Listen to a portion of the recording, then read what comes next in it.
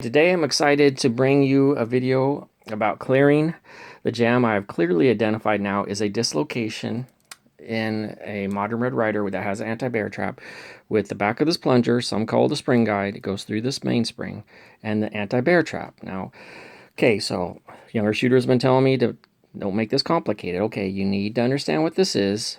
If this arm is an anti-bear trap, when you hear that ratcheting, that's this thing going across the top. I've now clearly identified that when there's a dislocation and user error can cause it, then we get a jam in the backside, not a BB jam.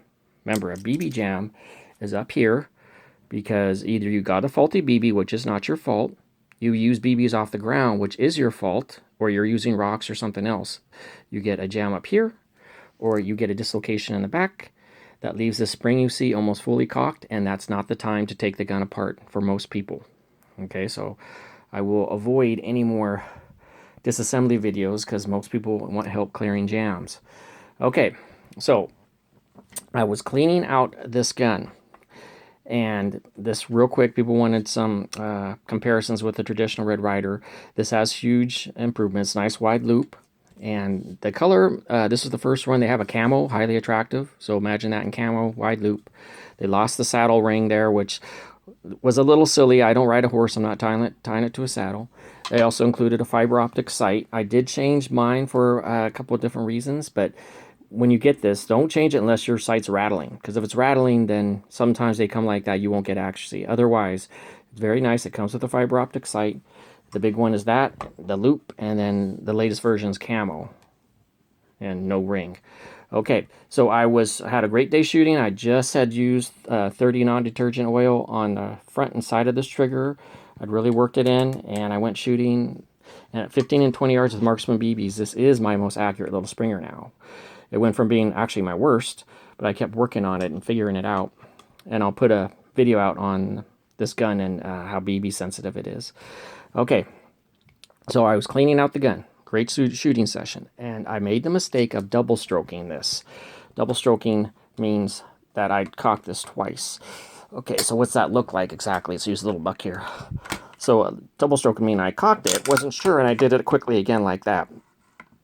Okay, so try not to do that. Whatever I did there, that is the second time I did that. The guys at the gun shop said it's not necessarily user error, it can just happen. So I do want to point that out, but don't double stroke. Just keep that in mind. And so now I want to point out, I know what the engineering of the gun is better than I did when I originally suffered that in another red Ryder. Okay, I know that this is riding on the left side of this gun. All right, it's riding on the left side, and I just simply figured it must be related to that, and so I just simply smacked it with my hand. I just said smack, smack, and then it cocked. I was able to cock it, and that was it. And it's just like something from the movies, kind of funny, you know, hey, it doesn't work, give it a smack. And when it's a dislocation, that can actually work, and it jarred it back in. So I'm very happy to bring that to everybody, because I've now identified clearly the two real jams this gun suffers. A dislocation back here because of the anti-bear trap, but we have to have it. And then BB jams up here. We'll just be nice and say BB jams if you didn't put something stupid in there. And I have a super easy clearance, a way to clear that, and then a little harder one called the kid jam, but one of those will work. No disassembly. One thing I did want to bring up is that when you have a dislocation jam back here or a BB jam up here, your spring behind this anchor point right here is fully compressed, nearly fully compressed to its engineered point. And for most shooters, trying to disassemble a jammed gun is fail. You're going to fail. I did it. I actually feel almost lucky I cleared the jam looking back now. Okay, so don't do that. Don't take out that screw. That's like pulling a pin on a hand grenade. And what happens? Your plunger pulls this, because it's hanging out on your anti-bear trap, because there's something going wrong in there, and it pulls it inside, busts up the trigger. I was able to salvage mine, but some people do get serious trigger damage, and they either get a new trigger or have to scrap the gun, depends on them. But yeah, you don't, that hole right there, a screw goes through that hole, and if you take out that screw and it's a jam, a dislocation jam, it catches this bear trap and pulls it inside, and it's more damage than most people can deal with. Now, what I do want to point out now, I've got more clarity, is how can you tell the difference between a jam and back? We'll just keep it simple for the kids. A jam and back, like I said, that you just hit your hand, there, and then a BB jam, which is going to take a little more work. And if it's a rock or something, it's going to take a little more work still, but I have 2 videos for this. All right. Okay, so how do you tell the difference? How can you know, well, which jam do I have? Well, let's take a look at this. Okay, use our little buck buddy.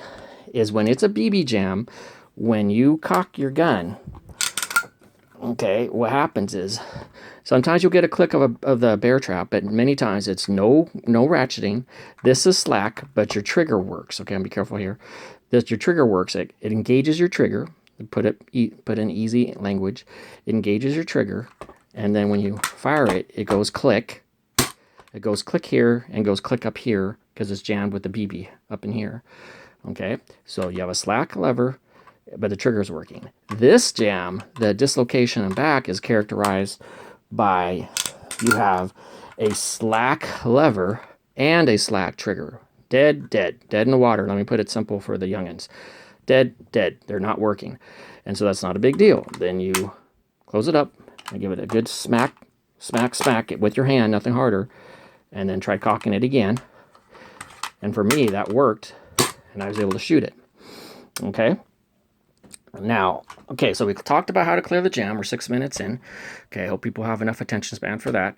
Now, we need to talk about the realities and answer some questions. I'm going to preemptively answer some questions. We can't have Daisy ever get rid of the anti-bear trap. It's just too much danger. They have to have it. I showed you what to avoid. Don't double stroke your gun. Just cock it. If it doesn't shoot, gently cock it again. You may be hanging out on here. I mean, you have to cock it all the way back. You're probably hanging out on that tooth right there, and then try to shoot it. It doesn't shoot, cock it again, and engage that sear. Okay. Now I'm going to show you something. Hopefully catches everybody's attention. This is an old buck. Let's compare them. They decided to make the new buck much more little kid friendly. I'm sorry, I don't mean to be mean. I'm just saying for every little shooters. Okay, they cut about 3 inches off the barrel. Basically, this is basically an old one, or is the red Ryder without the forearm. But they cut a lot off the barrel. Okay, lining this up as carefully as possible. They cut quite a bit off the stock. So they definitely made the new buck really little. Okay, now let's look at this old dog. It had a lot going for it. It's basically the size of that 1999. It's got adjustable sights, just like the red Ryder. You know, it's a decent size. But now this is what you need to understand why Daisy can never get rid of the anti-bear trap. Okay, now look at this. For the young shooters, you've never even seen one like this. Okay, you see that? There's no clicking. You see, that's almost to the cock point. Okay. But look, okay. There's no clicking, and there's a danger there. Whereas we compare it to the new age one. See, no danger. And then just make sure, if you happen to shoot your gun and slack trigger, just check it. Okay, you may need to get a couple more clicks. Okay. Now, I'm going to show you something. And so, put the bed, the whole idea of getting rid of the anti-bear trap. Okay, I'm going to keep my hand well out of the way here. What Daisy was scared of, and I'm sure they had some cases, is people putting their hand here, when you should always hold it by the barrel. But when you didn't have the anti-bear trap, that had to be like a big sticker on the box or something. I don't think they did that. But this is a danger. Now, I want to point out something here. Okay, this is the slightest stress on that big spring in there. Because think about it. That is definitely like be a rat trap type of spring. But look, okay, that's the slightest. Okay, up here, if that comes out of my hand and I had my hand here, I would lose fingers. Now, I want to show everybody, and hopefully everybody remembers this, why we need anti-bear trap. Okay, my hand's away from here. I'm going to put the slightest bit of tension on this. Oh, hold on. Okay, one more time. The slightest bit of tension, not even close to cocked. Okay, that is dangerous, very dangerous. So, one more time. And remember, don't ask me in the comments to do one where it will break the stock. There was a bunch of things old timers admitted what happened when this got away from people. Okay, very dangerous. So hopefully the young shooters understand why Daisy can never get rid of the anti-bear trap, and we have to have it. Okay, thank you very much.